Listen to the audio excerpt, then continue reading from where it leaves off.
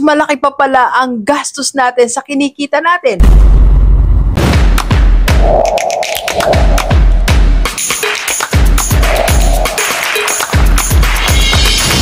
Okay, Gilibers, mag-real talk naman tayo. Ano ba talaga yung mas malaki? Yung kinikita mo o yung gastos mo?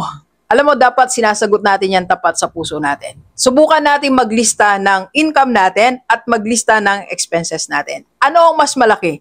Di ba minsan magugulat tayo, mas malaki pa pala ang gastos natin sa kinikita natin. Alam mo ba na yan ang dahilan kung bakit unang-una nagkakautang tayo. Pangalawa, hindi talaga tayo nakakaipon. Kasi mas malaki pa talaga ang gastos natin kaysa sa kinikita natin. So pag ganyan ang senaryo mo, anong gagawin natin? Dalawa po. It's either magkaroon ka ng other source of income. Dagdagan mo ang kita mo o bawasan mo ang expenses mo.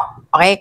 Pag hindi mo ginawa yan, dalawang bagay na yan, pag di ka namili, darating ang araw, magiging lubog na tayo sa utang at tatanda tayong walang ipon. Okay? Alam nyo, kaya po ako nag-invite ng mga free financial education para maiwasan natin na mas malaki pang gastos sa kita natin. So kung gusto mo mag-join sa ating community, IMG Rockstar, PM mo lang ako sa personal FB ko. Yan po ang personal FB. Let's go! Let's go!